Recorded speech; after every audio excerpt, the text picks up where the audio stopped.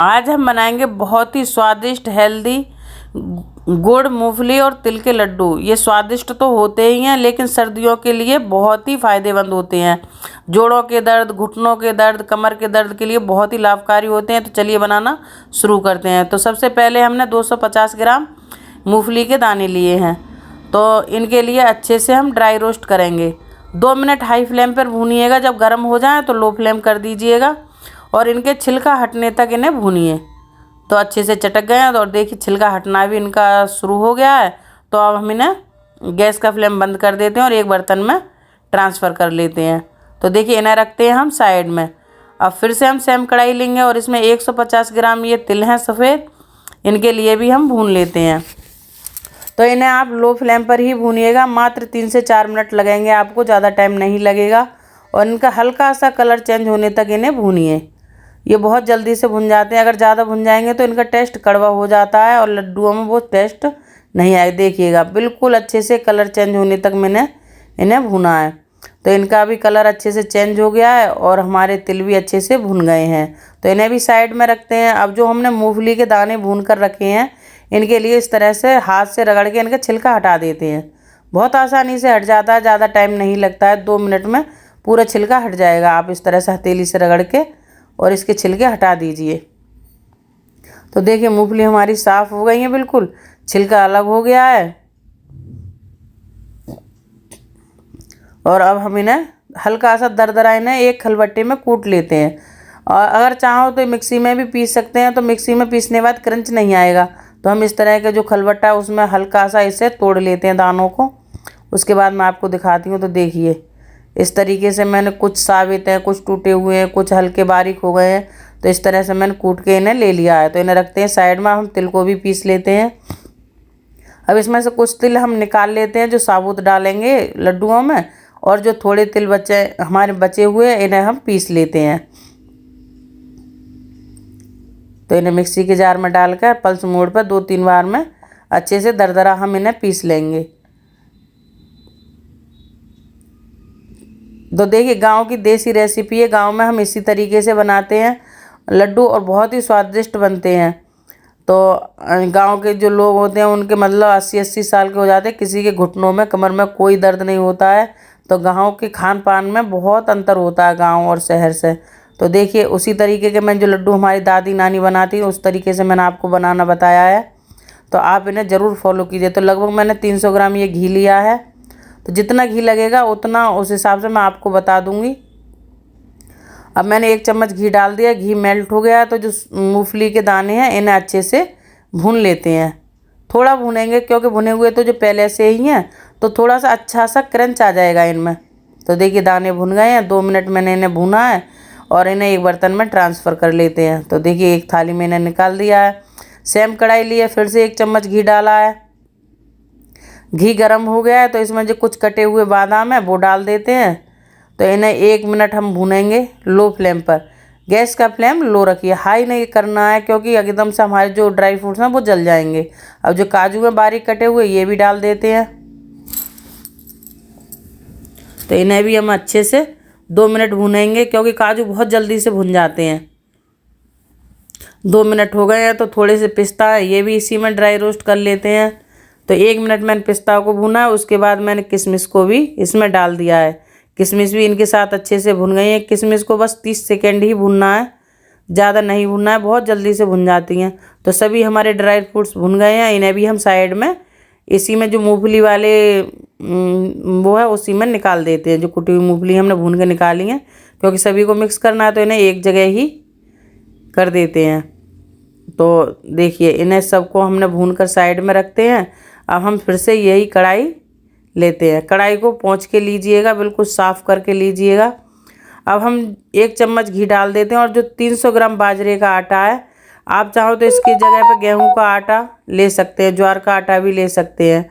और मैंने ना बाजरे के आटे बनाए क्योंकि बाजरे का आटा भी गर्म होता है। तो सर्दियों के लिए जितने हमारे लड्डू गर्म तासीर के बनेंगे उतने ही फ़ायदेमंद रहेंगे।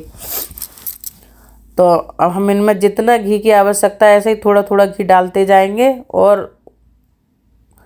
आटे को भूनते जाएंगे।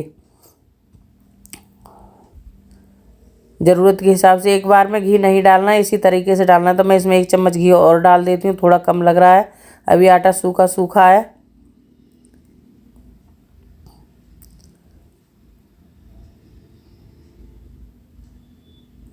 तो देखिए इस तरह से भूनते हुए चलाते हुए आटे को, अब देखिए इसमें घी पर्याप्त हो गया है, इतना ही घी काफ़ी है, ज़्यादा घी अब इसमें नहीं पड़ेगा, क्योंकि इसी तरीके से अब ये भुनने के बाद में घी खुद स्वयं छोड़ देगा आटा। तो देखिए जैसे बेसन आटा छोड़ता है, घी छोड़ता है ना, ऐसे ही बाजरे का आटा भी घी छोड़ना शुरू कर देता है जब भुनने की बाम आता है।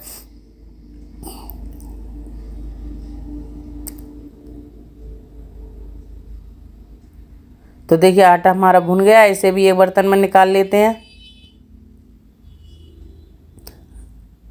और इसे ठंडा होने के लिए साइड में रखते हैं।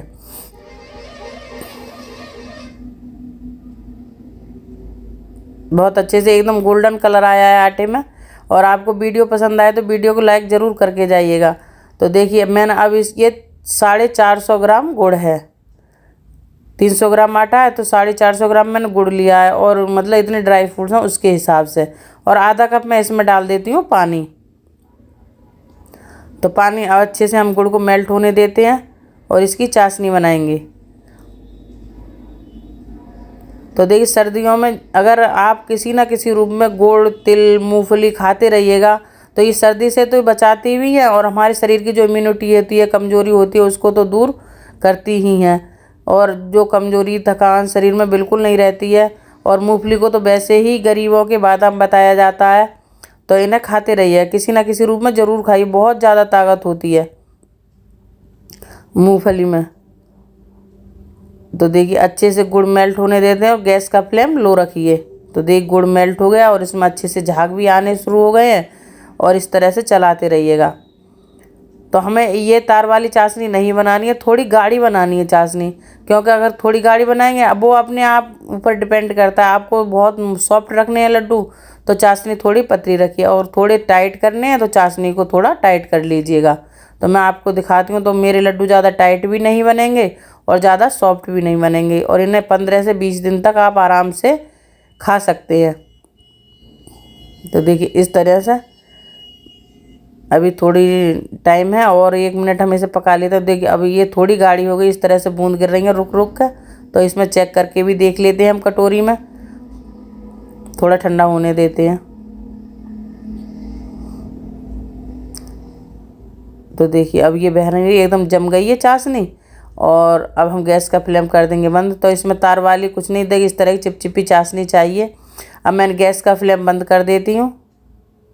तो गैस बंद कर दी है, और एकदम से अब हम इसमें जो हमारे ड्राई फ्रूट्स वगैरह हैं भुने हुए वो डाल लेते हैं, क्यों नहीं तो चाशनी हमारी जल्दी से जम जाएगी। तो बहुत ज़्यादा जल्दी भी नहीं करना है और एकदम धीरे भी नहीं करना है, लेकिन आराम से थोड़ी फुर्ती तो करनी होगी। तो हमने जो ड्राई फ्रूट्स हैं वो डाल दिए हैं, तिल भी डाल देते हैं और अच्छे से मिक्स करते हैं इसे। जो कुटे साबुत तिल रखे हैं वो भी डाल देते हैं। तो अब इसे इस चम्मच से, क्योंकि अभी आटा गर्म है, तो चम्मच से मिक्स कीजिएगा।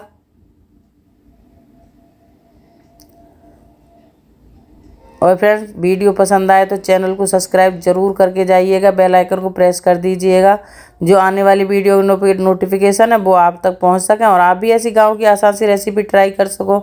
तो देखिए अच्छे से हमारा जो आटा है इसमें मिक्स हो गया है। तो अब हम इसमें थोड़े से स्पाइसेस डालेंगे। तो इसमें डाल देती हूँ 8 से 10 सफ़ेद इलायची ली थी, उनको कूट के डाल दिया है। 2 चम्मच मैंने सौंठ का पाउडर डाला है, सूखी अदरक जो पिसी हुई होती है वो। और अच्छे से हम इसे मिक्स करते हैं, फिर से हाथ से मिक्स कर लेते हैं। तो बहुत अच्छे से मिक्स हो जाएगा, अब इतना गर्म नहीं रहा है। इस तरह की चलनी लीजिएगा और इसमें चाशनी को छान दीजिएगा, क्योंकि आप कितना भी साफ़ कर लें गुड़ को, उसमें थोड़ा बहुत कूड़ा तो रह ही जाता है। तो मैं थोड़ा थोड़ा करके इसमें चाशनी को डालूँगी।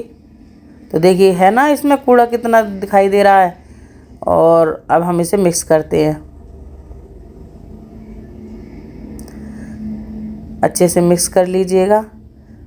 और थोड़ा आपको पतला दिखाई देगा, लेकिन लड्डू बहुत आसानी, जब ठंडा होने के बाद में ना लड्डू बहुत आसानी से बन जाएंगे एकदम से। जब ठंडा होगा तो ये सूखना शुरू हो जाएगा, तो थोड़ी सी चाशनी बचा के भी रखिएगा।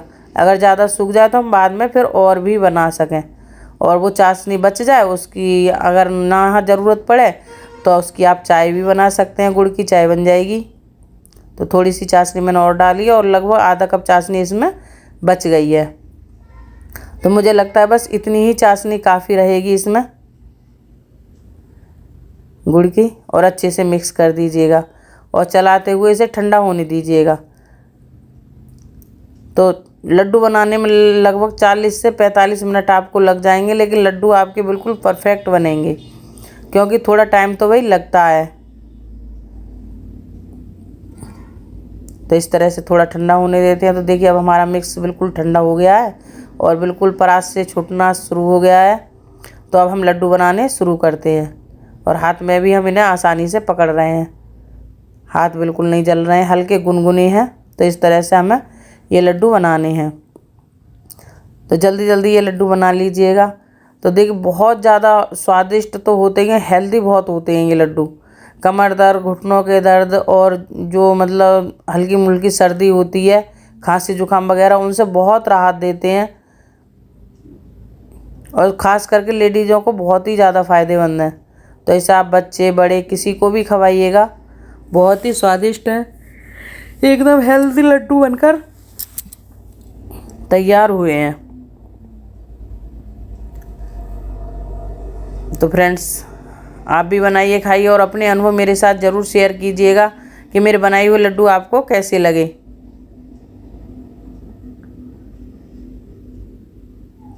तो देखिए सब लड्डू हमारे बनकर तैयार हो, कितने आसानी से लड्डू बने हैं, और लगभग आधा कप इसमें से चाशनी बच गई है। तो आप चाशनी को फेंकिएगा मत, और थोड़ा सा आटा भून के और लड्डू बना सकते हैं, नहीं तो आप चाय बना लीजिएगा गुड़ की।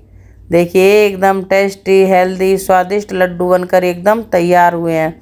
अब मैं एक लड्डू तोड़ के दिखाती हूँ। तो देखिए कितने बने हैं ना, सॉफ्ट एकदम। लड्डू बहुत ही स्वादिष्ट बनते हैं और बहुत ही हेल्दी होते हैं। फ़ायदे सर्दियों के लिए तो रामबाण हैं। राधे राधे।